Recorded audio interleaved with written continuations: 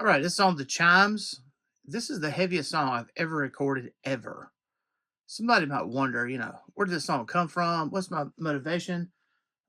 Etc. Well, I'm going to walk you through that right now, starting with 2011.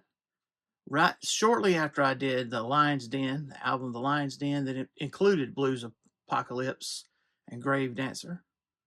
I recorded this song, The Chimes, and then, it sat. I listened to it now and then for 14 years and decided eventually that I would include it on the album of instrumental rock music, but I had to redo it. I had changed so much over the years. Let's talk about what changed as we briefly peruse the song. First of all, it's kind of got this like stained sound to it, like the rock band Stained, and a little bit of surf guitar. So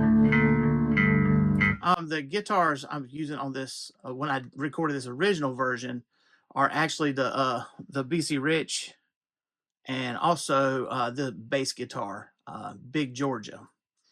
So that's what guitars I used. Plus, I used a Fender solid state amp that I don't have anymore that my dad had. It's my first guitar amp, but and I went back and played one of those. Man, like last summer. Like the nostalgia came back to me. I kind of wished I had it again. Anyways, this is the way it starts.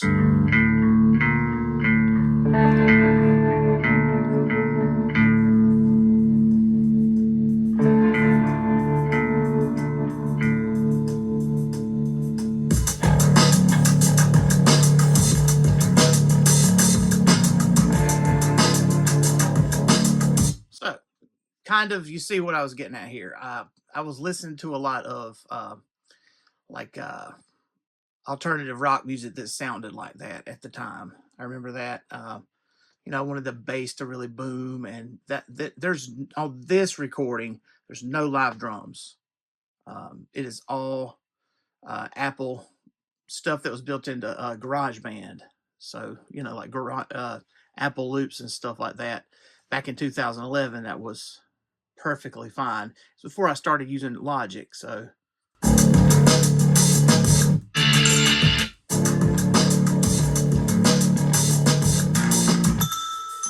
this bell, a little cymbal added in there.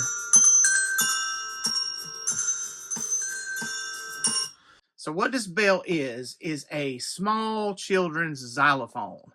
And I ordered it for my elementary school class. I had like $50 to spend. I ordered a couple of them. They were, it was a bright yellow case, the same color as Zartan's pants here, right? So to give you an idea. I don't have this bell anymore since, years and years, it's gone. It actually got tore up. It was not high quality durability, but I love the sound of it. And so I used as a reference. So as a reference, I had been watching these movies, which I go back and watch every now and then.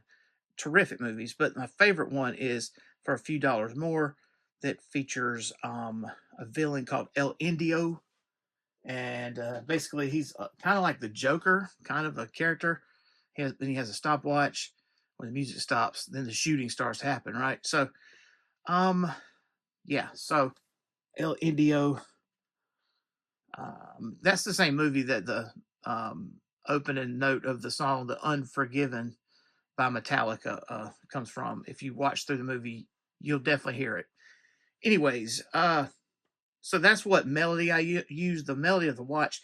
But if you listen, because I went back and watched it like last week when it snowed, I was not able to hear all of the notes that are in there, so it's not really that filled out.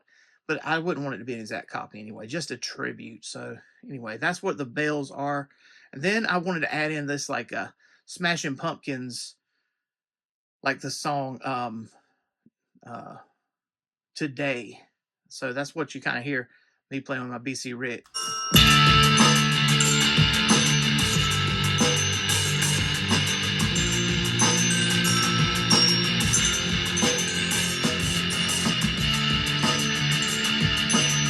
So we've gone from Stained to, maybe Tool or something, to Smashing Pumpkins, throw in the children's bells from the Grateful Dead, right? Okay. Then there's a surf guitar section. There's a weird synth. This cannot be remade,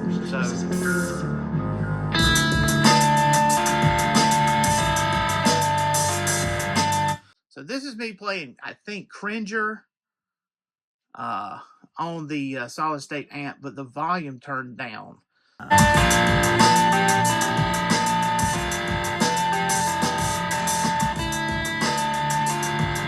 After this is what I call a Motown section, because the Apple loop I used for drums was called Motown's Drummer. And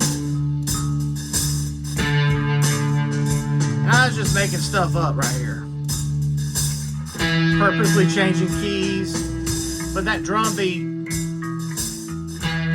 Motown Drummer. I just felt like this section of the song was so slow. Maybe not so slow, like it just kind of drags on. It was the part that I was least invested in. I felt like I needed a bridge section, but I didn't put a lot of love into it. So that's not good. All right, finally, we have the heavy section at the end.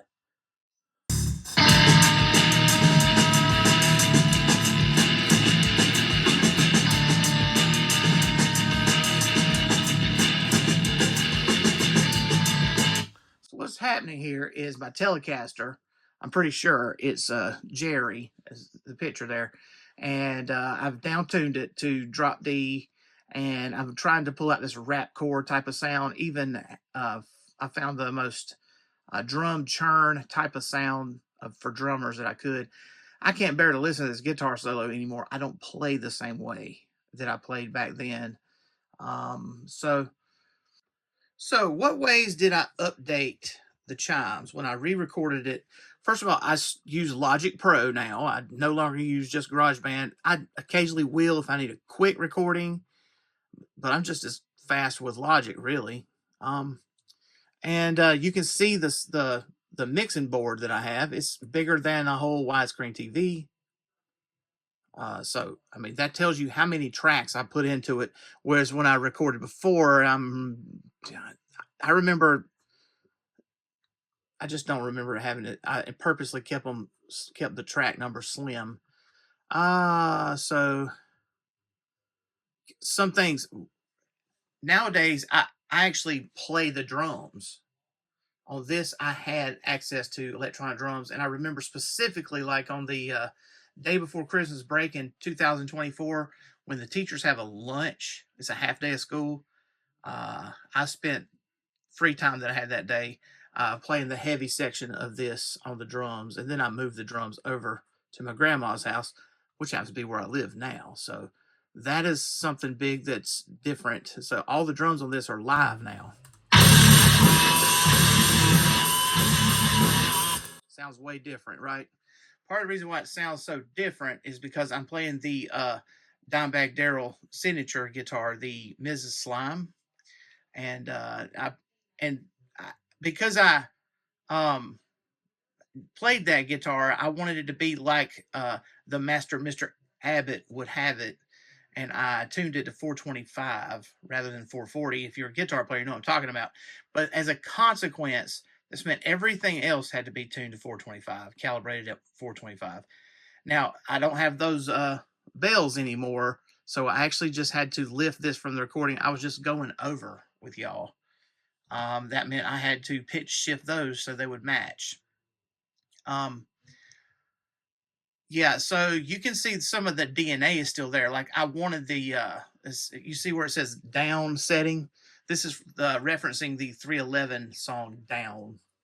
I've got Heaven as a guitar on here, Big Georgia. You can see that all of my bass was in one. It says take 3, yes, but I didn't splice any of that. I played it all live when I recorded it. There was no editing besides messing with the reverb or whatever in Logic. But I used a Rain and Blood from Slayer guitar sound for the lead guitar. And oh yeah, jam stick. The jam stick, instead of that Motown section, I have the jam stick playing this.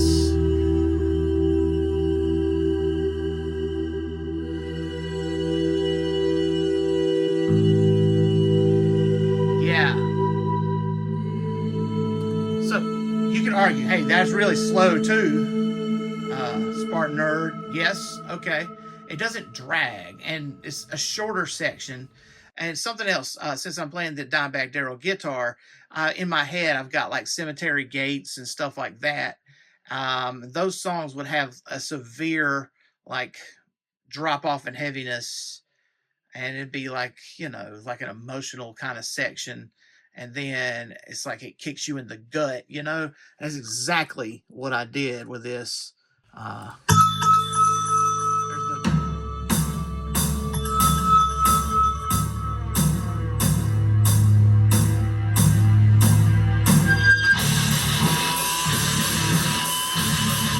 yeah, exactly like, you know, just I haven't messed with the volume or anything. You can just see how much more loud this recording is than the one I did back in 2011, and how I really updated this song.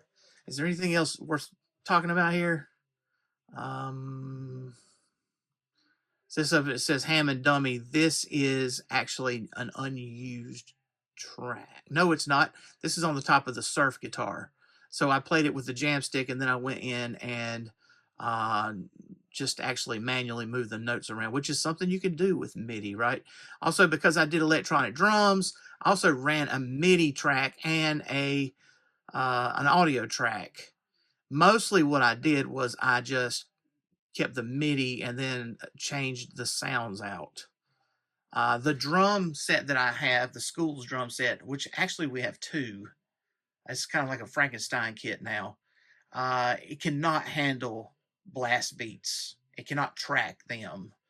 And I'm pretty sure the makers of the drum sets did that on purpose because they want you to buy a more expensive set if you're making blast beats. But I'm 47 years old, a master's degree in music. I don't have to pay $1,000 to get blast beats if I want them. So I just had to work around that. But yeah, all these are live drums. Yeah, and you can see I started on December 4th December 9th. Sorry, December 9th, 2024. This would have been right after the Christmas concert. It says Monday of Father Christmas. This is when I received that Mythic Legions Figure Obscura Santa Claus, same day. And you can see what I do now is I keep meticulous notes in my Logic projects about what I'm using, what I'm doing. Because if I set it down, and then it's 2 months before I get back to it, I can look back and see what I did. And that's exactly what happened. It seems like between February and April, I didn't work on this project. What did I do? I did other projects for my album, I'm sure. But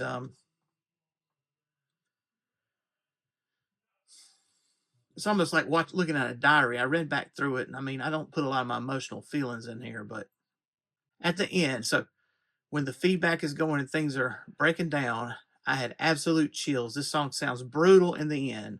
I looked over at my electric guitar standing up in the office, and I actually said, "You people are insane." I wrote this on April the 2nd. Yeah, because I had moved all my guitars over there to Cliffdale as part of the process of moving houses. And they were in there and stacked up, and I was working on this in my office and just listening to it. And I remember I looked over there and I said, "You people are insane." It was about 5 o'clock in the afternoon. So, anyways, so this is the story of the Chimes. Hope you enjoy it. I'm going to play through it, and then I'll talk about the Dimebag signature guitar in a different video. All right, I'm going to play Chimes from my album, Preach, available on Spotify, Apple Music, or any YouTube Music, any streaming platform that you can think of, really, that's important.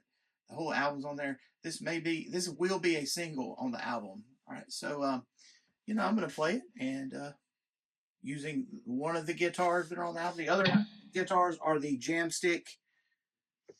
This one is the Jamstick Classic, and it has I think that's what it calls. It has a brass nut, and I call this one J Chissa. And this one is Heaven, and it is a Gretsch Electromatic. It plays I played the surf clean sounds with that. There's some distorted sounds layered in to into some of the heavier parts, but this is mostly the whole song is structured the way I recorded around featuring this guitar. All right, so a Dimebag Darrell signature series. Here we go. Here's Chimes.